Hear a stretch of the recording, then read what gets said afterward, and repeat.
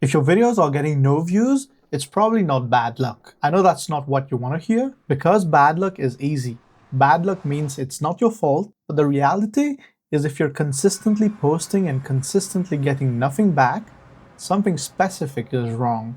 And most of the time, it's not one thing, it's a combination of things stacked on top of each other. I've been through this. I've had channels that went absolutely nowhere, not because I wasn't putting in the work, but because I was doing the wrong things and I didn't know it. And once I actually figured out what I was doing wrong, things started moving. Not overnight, not viral, but actually moving. Which, when you're used to 0 views, feels like everything. We'll go over the 6 big mistakes I know of that could be the reason your videos aren't getting seen. Let's get into it.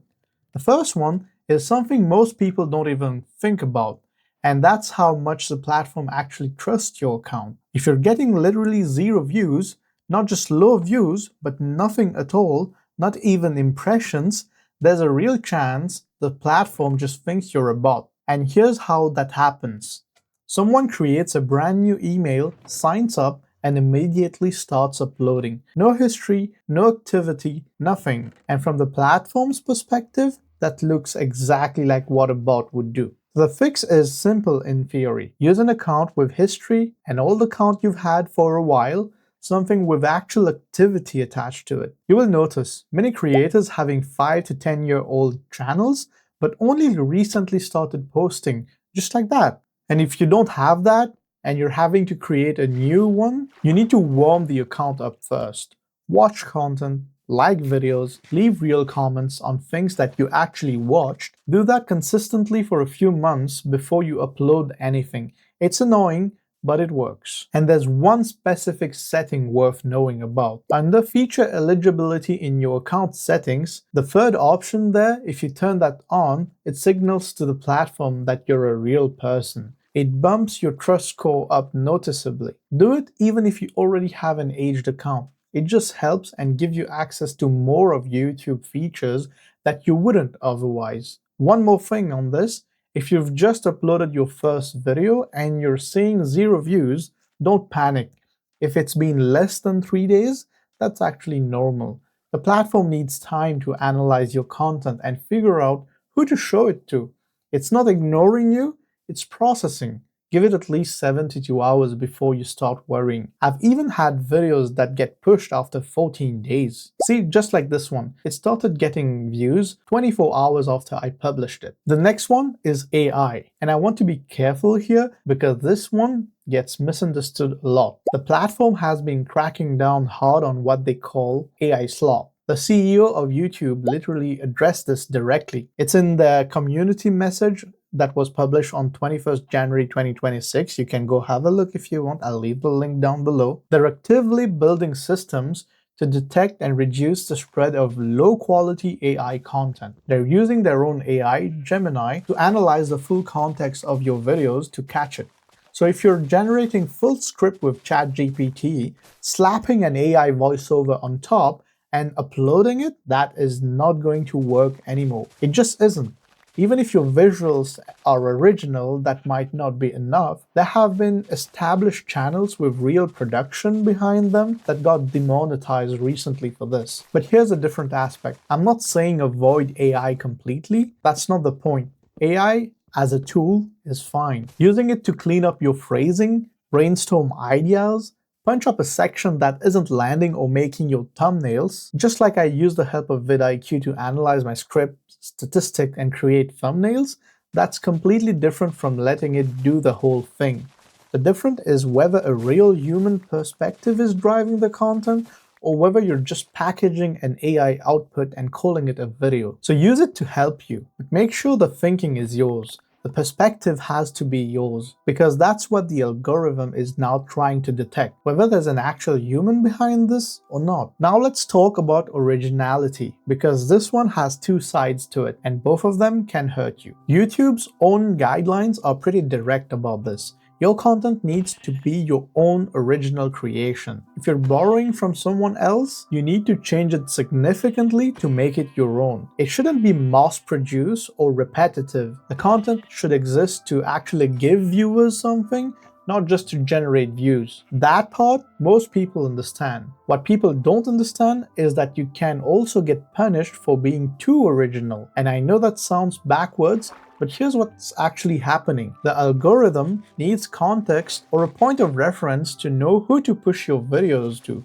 It figures that out by looking at what your content is adjacent to, what other channels cover similar stuff, what audience is already watching things like this. If your video, the title, the thumbnail, the topic doesn't resemble anything else out there, the algorithm genuinely doesn't know who to show it to, and so it shows it to nobody. To illustrate, let's take cooking videos. YouTube knows who are the people who watch cooking videos. But let's say you do videos about how to grow plants on clouds. It could be professional grade videography, but it's going to be really hard for YouTube to find an audience for your video. So what you want is a proven concept as your frame. Look at what's working in your space. Find a format, a title style, a type of thumbnail that's already getting traction, use that as your starting point. And then the actual content inside the video, the perspective, the stories, the opinions, that's where you bring yourself.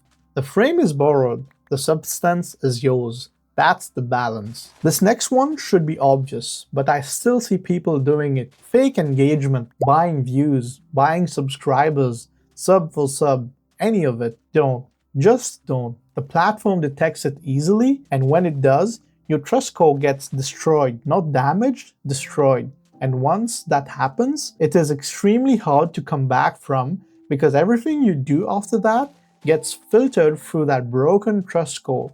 You might have noticed there are some creators who have millions of subscribers, but their views are in the thousands, 10,000s. Their view count is nowhere close to their number of subscribers. And this actually leads into something connected: self-promotion.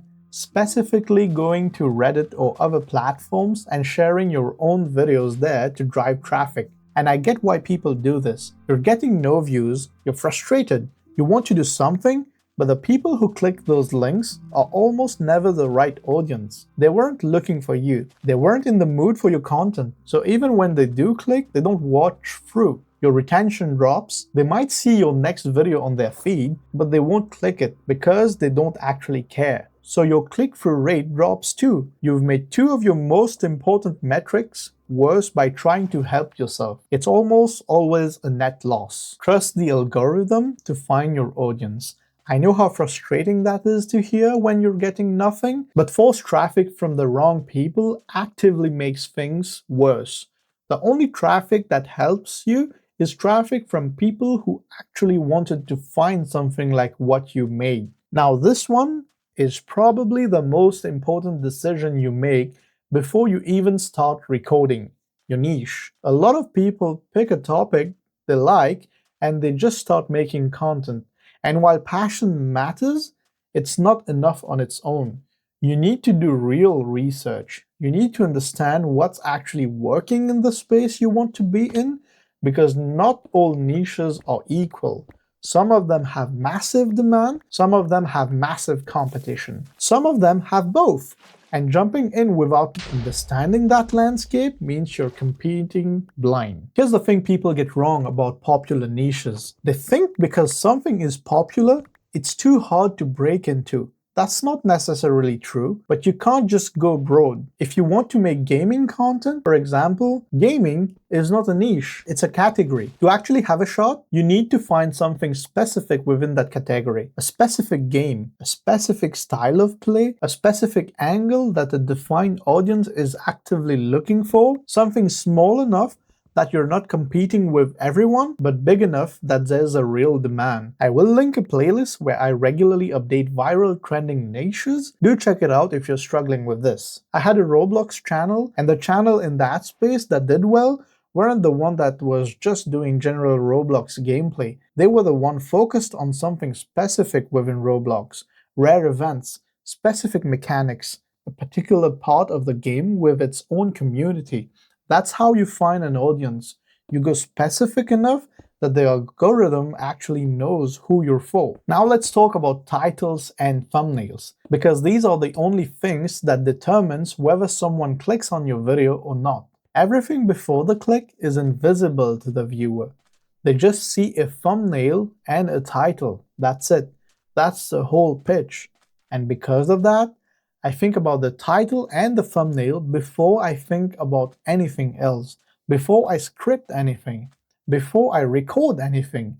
If I can't come up with a title and a thumbnail combination that I would actually click on myself, I don't make the video. I go back and find a different angle. Because if I wouldn't click it, why would anyone else? Here's what a low click-through rate actually means in practice. The algorithm tested your video, it showed it to a sample of people, they didn't click, so it stopped pushing it. That's it. Your video didn't fail because it was bad, it failed at the door, before anyone even gave it a chance. And the algorithm doesn't know the video is good because nobody clicked to find out. So study the creators already doing well in your space, look at their thumbnails, look at their title structures, look at what gets clicked and why. There's no shame in using a proven concept as your inspiration. The concept is borrowed, the video is yours. That's fine. That's how everyone starts. And one thing that kills channels quietly, clickbait that doesn't deliver. If your title promises bananas and the video talks about apples, your retention crashes. The algorithm sees that immediately. People leave. It stops recommending.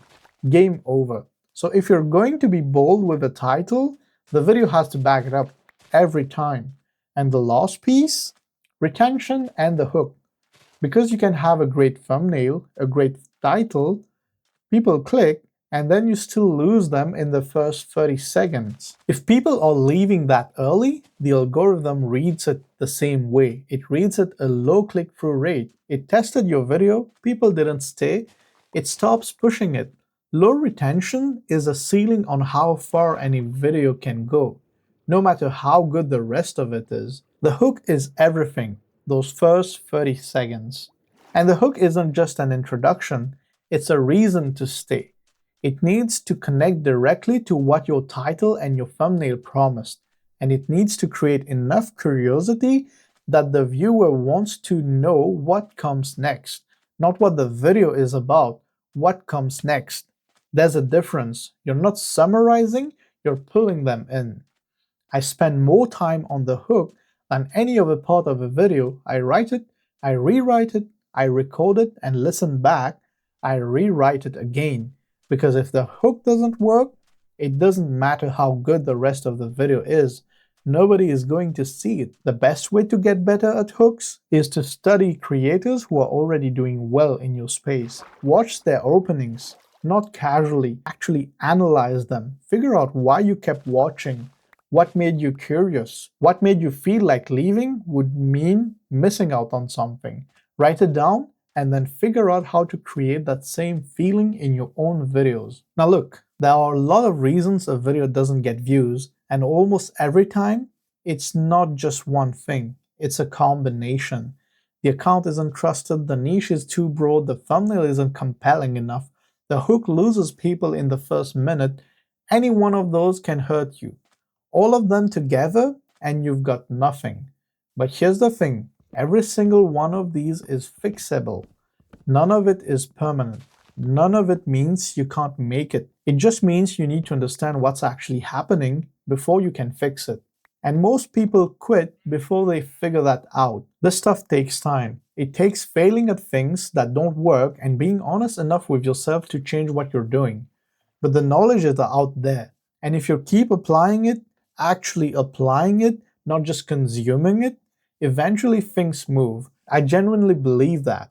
And if you're still watching this right now, you're already doing more than most people. Drop a comment if any of this hit on something you've been dealing with. I'm willing to document everything I just described and send that over to you for free just to help. Like a wise man once said, gatekeeping is for losers. Let me know where you're stuck. Let's talk about it. We'll speak again. Peace.